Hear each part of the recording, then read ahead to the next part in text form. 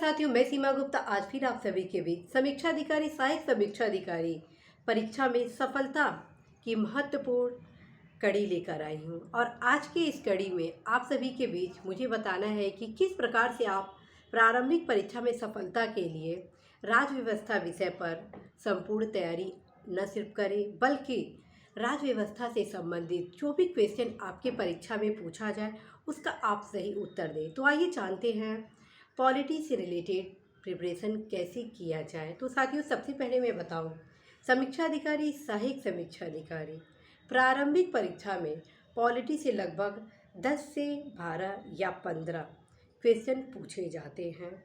और इन प्रश्नों की जो प्रकृति होती है, जो पैटर्न होता है, वे सारे विविध होते हैं।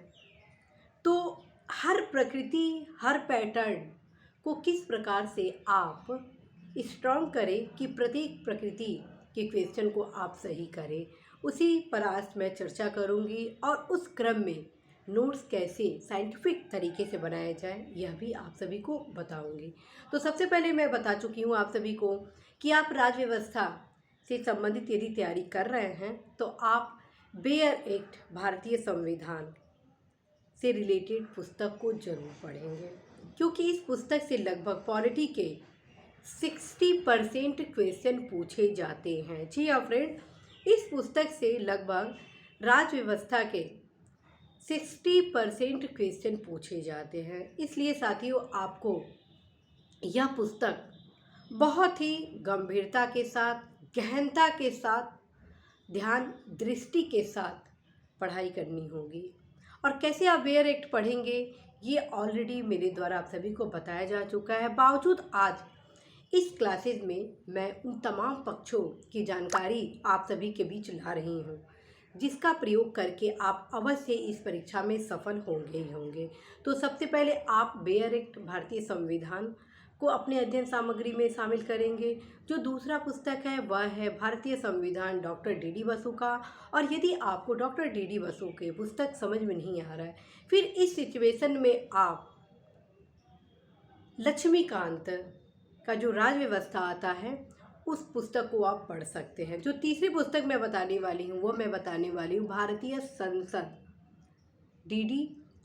सुभाष कश्यप का, भारतीय संसद सुभाष कश्यप के जो पुस्तक आती है उन्हें आप अवश्य ही पढ़ेंगे। तो 3 पुस्तक आप सभी को मैं बताई, भारतीय संविधान बेयर एक्ट, दूसरा मैं बताई आप सभी को भारतीय संविधान डी बसु का या लक्ष्मीकांत का, तीसरी जो पुस्तक मैं आप सभी के बीच बताई वह मैं बताई भारतीय संसद, जो कि सुभाष कश्यप द्वारा लिखित पुस्तक है। इन तीनों पुस्तकों को आप बहुत ही गंभीरता के साथ अध्ययन करें।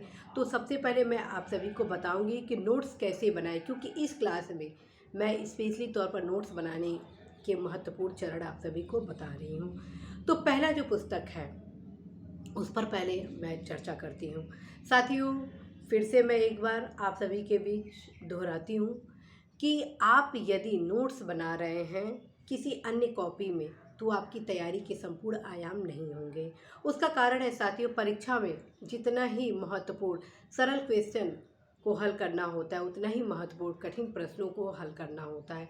और जो मेरे द्वारा आप सभी के बीच पुस्तकें बताई जा रही हैं उससे लगभग 95+ क्वेश्चन पूछे जाने की पूर्ण संभावना है। तो फिर आप गंभीरता के साथ उन पुस्तकों का अध्ययन करें। लेकिन लास्ट मोमेंट में आप यह देखे होंगे कि हर व्यक्ति अपने नोट्स को पढ़ता है और एक सफल व्यक्ति भी अपने नोट्स को पढ़ता है। तो सफल व्यक्ति किस नोट्स को पढ़ता है? क्या वह एक अलग किसी कॉपी में नोट्स बनाता है या उस बुक में जिससे वो अध्ययन कर रहा है उसके किनारे जो समरी लिखा गया होता है उससे पढ़ता है, या जो अपना महत्वपूर्ण जो फैक्ट होता है उसको रिवीजन करता है? उसी चीज़ पर मैं आप सभी के बीच चर्चा कर रही हूँ। साथियों, आप क्या करेंगे कि सबसे पहले जब राज्य व्यवस्था की तैयारी कर रहे हैं तो भारतीय संविधान के बेयर एक्ट को उठाएंगे, ठीक। और जो पहले जितने अनुच्छेद है 395 अनुच्छेद, उसको 1 to 1 पढ़ाई जरूर करेंगे, ठीक। और जितने आर्टिकल हैं पहले क्रम में आप किसी को छोड़ेंगे नहीं, ठीक। इस सारे आर्टिकल को आप बहुत ही अच्छे तरीके से ध्यान में रखेंगे, पढ़ेंगे, प्रयास करेंगे प्रत्येक दिन लगभग 10 से 15 दिन इन सारे आर्टिकल को बार बार रिवीजन करिए, बार बार रिवीजन करिए, क्योंकि आर्टिकल से लगभग 6 से 7 क्वेश्चन पूछ दिए जाते हैं। और यदि आप आर्टिकल्स पर अच्छी तैयारी रखेंगे तो ये 6 से 7 क्वेश्चन जो आपको पता है कि इसमें से ही पूछा जा रहा है, बहुत ही सहजता के साथ आप सॉल्व कर लेंगे। तो आप अवश्य ही इसको आप बार बार रिवीजन करें। इसके अतिरिक्त मैं आप सभी को बताऊंगी कि इस आर्टिकल को आप कैसे याद करें, क्योंकि बहुत समस्या हो जाती है कि इन आर्टिकल को कैसे याद किया जाए। शुरुआती दौर में साथियों, जब मैं आर्टिकल को पढ़ रही थी तो कहीं ना कहीं मुझे मिस्टेक हो जाता था। फिर मैं क्या की, प्लेन पेज पर सारे आर्टिकल को लिख ली, 1 में क्या है, 2 में क्या है, 3 में क्या है, 4 में क्या है, 5 में क्या है, 6 में क्या है। और मैं क्या की 22 पेज में, जी हाँ साथियों, मैं 22 पेज में हर एक आर्टिकल, हर एक भाग को सुनियोजित रूप से, क्रमबद्ध रूप से उसे लिखी। तो यहाँ पे आपको इस तैयारी में, राज्य व्यवस्था की तैयारी में मैं कुछ डिफरेंट तरीका बता रही हूँ। मैं अभी तक आप सभी को बताई थी कि किताब में आपको टिक लगाना है, हाइलाइटर से हाईलाइट करना है, लेकिन यहाँ राज्य व्यवस्था में आपको डिफरेंट फॉर्मूला बताने वाली है, क्योंकि तैयारी का अलग अलग आयाम होता है, अलग अलग चरण होता है, अलग अलग तैयारियाँ होती हैं, जिससे आपकी तैयारी मजबूत होती है।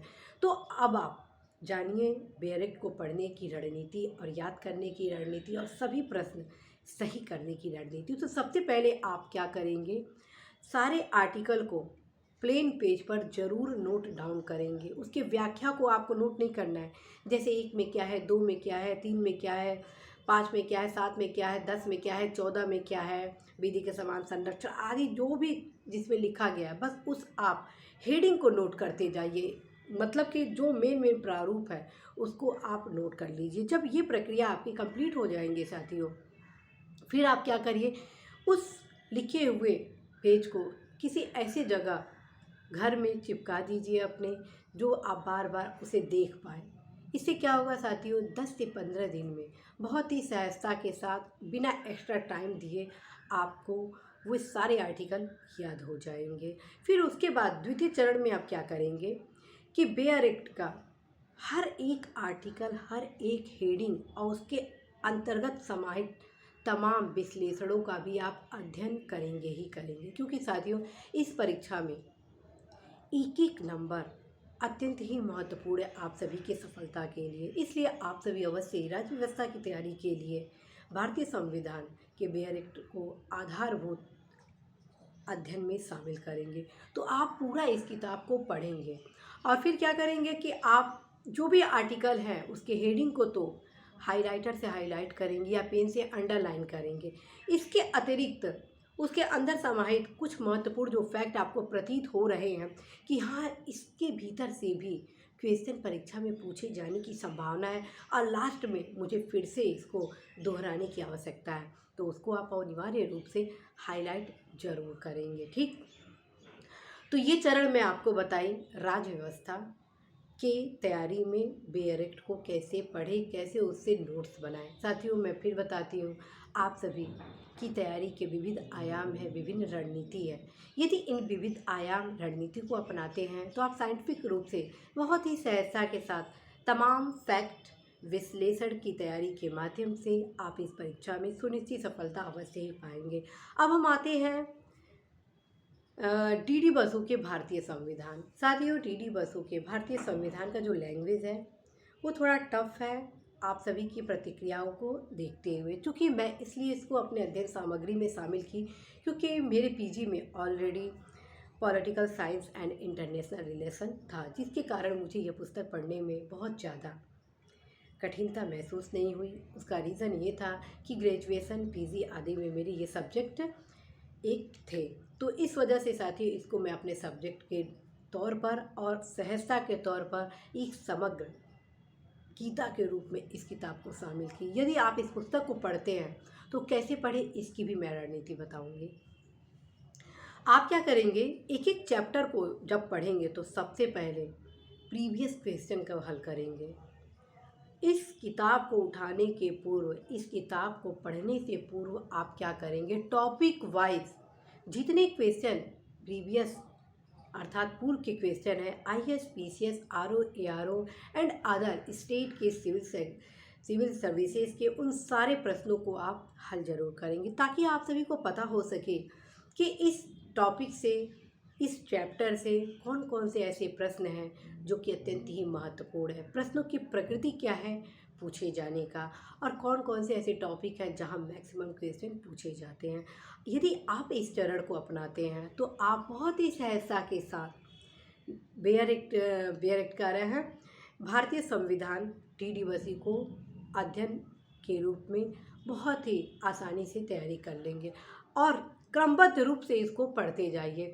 इसी में आपको जो तमाम महत्वपूर्ण संविधान संशोधन किए गए हैं इस पुस्तक में आपको लास्ट में मिल जाएंगे। और ये मैं आप सभी को फिर से बताना चाहती हूँ, भारतीय संविधान के जितनी संशोधन हुए वे सारी संशोधन आपको अवश्य ही पता होनी चाहिए। साथियों, मेरे द्वारा आप सभी के बीच जो महत्वपूर्ण संविधान संशोधन है उससे संबंधित महत्वपूर्ण फैक्ट परीक्षा दृष्टि क्लासेस के अंतर्गत लाया गया है। साथियों, मेरे द्वारा एक प्लेलिस्ट इसी YouTube चैनल में बनाया गया है परीक्षा दृष्टि करके, जिसमें उन तमाम महत्वपूर्ण फैक्ट को शामिल किया जाता है जो कि आप सभी के परीक्षा के लिए अत्यंत ही महत्वपूर्ण है, और परीक्षा में जाने से पूर्व रिवीजन करना बेहद ज़रूरी होता है। इन सारे दृष्टियों को ध्यान में रखते हुए मेरे द्वारा परीक्षा दृष्टि से संबंधित क्लासेस बीच बीच में लाया जाता है, तो आप अवश्य ही परीक्षा दृष्टि से संबंधित क्लासेस जरूर कर लीजिएगा। अब मैं तीसरा चीज़ बताने वाली हूँ। साथियों, तीसरा यह मैं बताने वाली हूँ कि आप जब भी भारतीय संसद से संबंधित अध्ययन को आरंभ करेंगे, अर्थात सुभाष कश्यप की पुस्तक को, तो इसमें भी आप वही फार्मूला अपनाएंगे। यदि आप संसद चैप्टर को पढ़ रहे हैं, लोकसभा अध्यक्ष को पढ़ रहे हैं, न्यायपालिका को पढ़ रहे हैं, या विभिन्न प्रक्रियाओं नियमों को पढ़ रहे हैं, तो सबसे पहले पूर्व के क्वेश्चन को अवश्य देखेंगे कि पूर्व के क्वेश्चन किस प्रकार से आया है, जिससे आपको एक राह मिल जाएगा कि इस चैप्टर से मुझे ये पढ़ना है। और जितने भी आपको महत्वपूर्ण फैक्ट लगते हैं सबको आप हाईलाइट करिए। ये बिल्कुल ना सोचें कि आपका पुस्तक गंदा हो जाएगा। साथियों, पुस्तक हमें ज्ञान प्रदान करती है, पुस्तक हमारी माँ की तरह है, और माँ कभी भी आपके उज्जवल भविष्य के लिए नाराज नहीं होती है।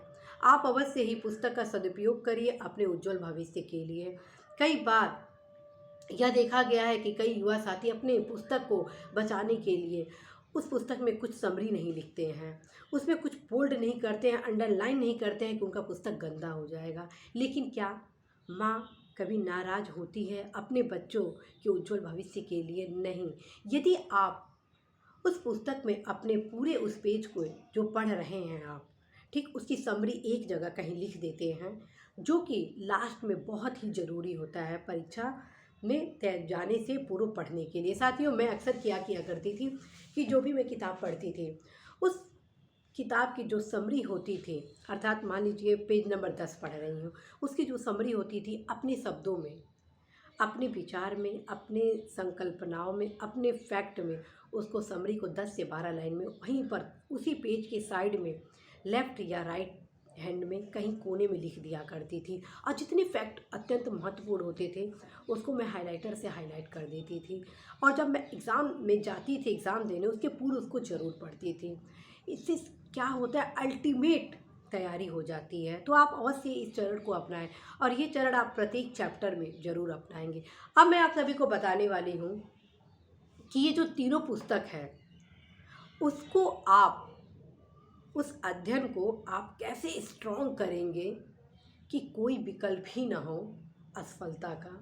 अर्थात मैं आप सभी को एक ऐसा अद्भुत विकल्प बताने वाली हूँ सफलता का। यदि आप इसको अपना लिए तो 100% साथियों आप जरूर सफल होंगे। ऐसा कोई क्वेश्चन नहीं है जिसको आप हल नहीं कर पाएंगे, क्योंकि आप स्वयं में इतने सशक्त हो जाएंगे कि आप सोच भी नहीं सकते। अब वह माध्यम है साथियों, जैसे मान लीजिए बेयर एक्ट है, जितने आर्टिकल हैं उस आर्टिकल से सुमेलित करने, कथन कारण, वन लाइनर क्वेश्चन जरूर आप बनाएंगे।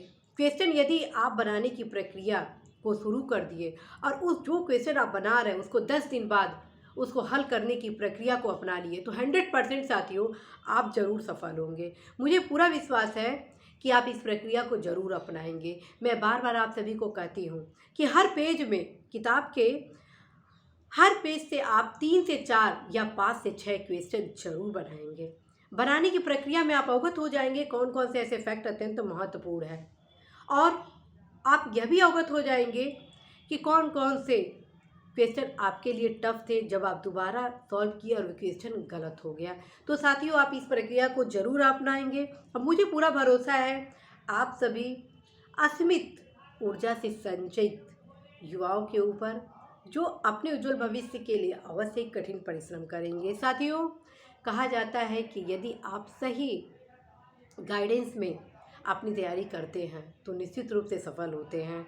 तो आइए आज से आप एक नई शुरुआत करिए, ऊर्जा के साथ अपने उज्जवल भविष्य के लिए कार्य करिए।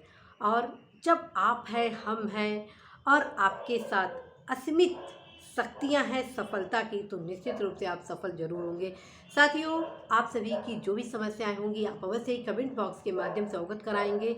निश्चित रूप से मेरे द्वारा आप सभी के कमेंट में पूछे गए प्रश्नों का, समस्याओं का जवाब नहीं दिया जाता है, जिसका मुझे खेद है। लेकिन आप सभी द्वारा जो भी प्रश्न कमेंट बॉक्स के माध्यम से किए जाते हैं, मैं पूरा प्रयास करती हूँ उसी के अनुसार उन समस्याओं को दूर करने के दृष्टिगत ही क्लासेज आप सभी के बीच लाती हूँ। तो आप अनिवार्य रूप से हर एक क्लासेज के नीचे अपने कमेंट जरूर दीजिए कि आपको क्लासेस कैसा लगा, कैसा नहीं लगा, और आप सभी की क्या क्या समस्याएं हैं, उसमें क्या सुधार की अपेक्षा है, तथा आप किस किस पोर्शन में और भी कमजोरी महसूस कर रहे हैं और उसको कैसे स्ट्रॉन्ग किया जाए।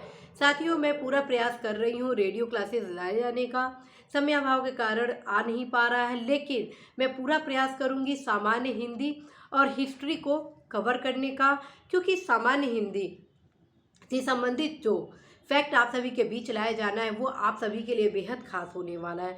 क्योंकि वह आप सभी के लिए इसलिए खास होने वाला है क्योंकि ऐसे फैक्ट हैं जो अद्भुत फैक्ट है, आप सभी के सबकॉन्शियस माइंड में लाने के उद्देश्य से लिए ही लाया जा रहा है। तो आप जरूर ही रेडियो क्लासेस को सुनिएगा, और हिस्ट्री से संबंधित जो रेडियो क्लासेस मेरे द्वारा लाया जाना है वह मैं स्वयं अपने नोट्स के माध्यम से, मतलब कि अपने नोट्स को ही आप सभी के बीच लाने वाली हूँ। तो ज़रूर आप हिस्ट्री के नोट्स अर्थात हिस्ट्री से संबंधित रेडियो क्लासेस को जरूर सुनिएगा। इसी आशा, विश्वास, संदेश के साथ साथियों, मैं सीमा गुप्ता आज विदा लूँ। एक खुशखबरी और सुनाना है। अब वह खुशखबरी है साथियों कि शीघ्र अतिशीघ्र आप सभी के बीच मेरे द्वारा निबंध के वे महत्वपूर्ण 21 टॉपिक बताए जाने हैं जो कि आगामी परीक्षा के लिए अत्यंत ही महत्वपूर्ण है। यदि आप उन 21 टॉपिक पर तैयारी कर लेते हैं पूरे समग्र दृष्टिकोणों के साथ, तो इस टॉपिक से बाहर क्वेश्चन आने की संभावना प्रतीत नहीं होती है। तो आप अनिवार्य रूप से जो सबसे गोल्डन क्लासेज है ऐसे से संबंधित जो 21 निबंध है अत्यंत महत्वपूर्ण, उसको जरूर आप देखेंगे, लिखेंगे, बार बार लिखकर प्रयास करेंगे। और इसके अलावा साथियों, निबंध के जो महत्वपूर्ण कोटेशन होते हैं वह भी मैं प्रयास करूंगी प्रतिदिन एक अवश्य ही लाने को। इसी आशा, विश्वास के साथ साथियों, मैं सीमा गुप्ता आज विदा लेती हूँ कि निश्चित रूप से आप अपने लक्ष्य में जरूर सफल होंगे। ढेर सारी शुभकामनाएं आप सभी के उज्जवल भविष्य के लिए देती हूँ। नमस्कार।